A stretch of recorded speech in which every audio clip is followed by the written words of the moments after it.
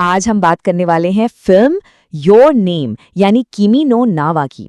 हम एक ऐसी दुनिया में चलेंगे जहां कहानी से ज्यादा उसके एहसास मायने रखते हैं। मतलब ये सिर्फ एक फिल्म का विश्लेषण नहीं है, बल्कि उस अनुभव का है जो इसे देखकर होता है। और ये बात इस फिल्म पर बिल्कुल सटीक बैठती है कि कुछ कहानियां सिर्फ देखी नहीं जाती, महसूस की जाती हैं। सच में ये एक ऐसी कहानी है जिसे आंखों से ज्यादा दिल से देखा जाता है। तो आखिर क्या है इस कहानी में ऐसा जो इसे इतना खास बनाता है? देखिए, ये कोई सीधी साधी लव स्टोरी नहीं है। ये कहानी है किस्मत की, वक्त की और उस कनेक्शन की जो हमारी समझ से, हमारे लॉजिक से बिल्कुल परे है। कहानी की शुरुआत होती है दो बिल्कुल अलग किरदारों से। एक है ताकी, जो टोक्यो जैसे बड़े शहर में रहता है, और दूसरी है मित्सुहा, जो एक छोटे से शांत गांव की लड़की है। दोनों अपनी अपनी दुनिया में जी रहे हैं, एक दूसरे से पूरी तरह अनजान। और फिर एक दिन वो रहस्यमयी तरीके से एक दूसरे के शरीर में जागना शुरू कर देते हैं। जरा सोचिए, कहाँ टोक्यो की भागदौड़ और कहाँ एक पारंपरिक गांव का सुकून।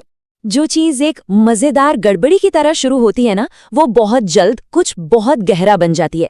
ये सिर्फ बॉडी स्वैप नहीं है, ये एक दूसरे की जिंदगी को जीना है, उसे समझना है, और इसी दौरान बिना मिले ही उनके बीच एक ऐसा कनेक्शन बन जाता है जो उनकी पूरी जिंदगी बदल देता है। और यहीं से कहानी एक बहुत ही सीरियस और दिल को छू लेने वाला मोड़ लेती है।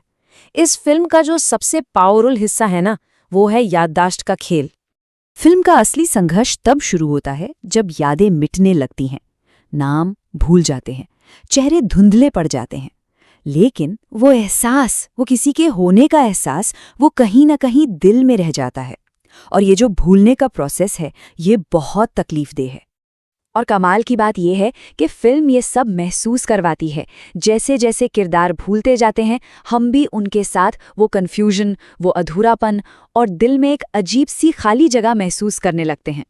और यहीं पर फिल्म एक सवाल खड़ा करती है कि क्या हो अगर जिंदगी में किसी की कमी महसूस हो रही हो, पर ये पता ही ना हो कि वो है कौन।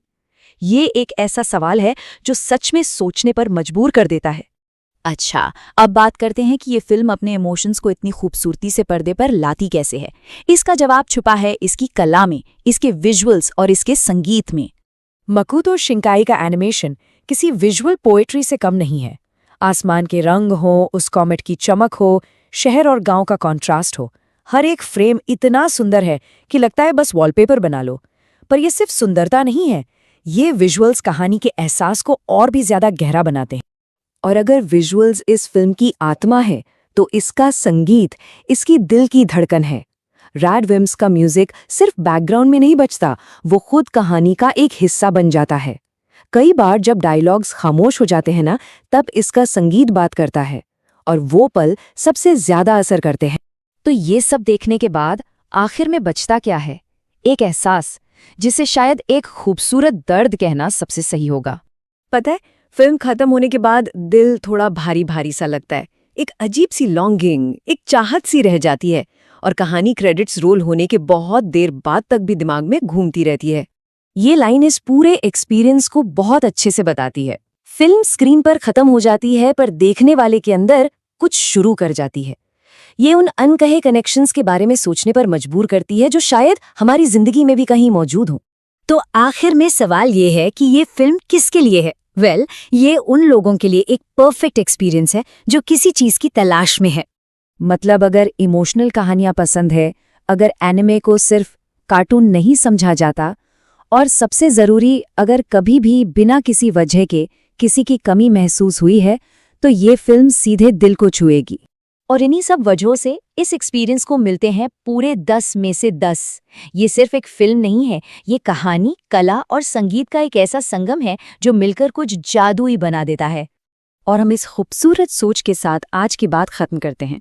शायद हम सब हमेशा किसी चीज या किसी इंसान की तलाश में रहते हैं। योर नेम बस उसी तलाश की एक मीठी सी याद दिलाती है।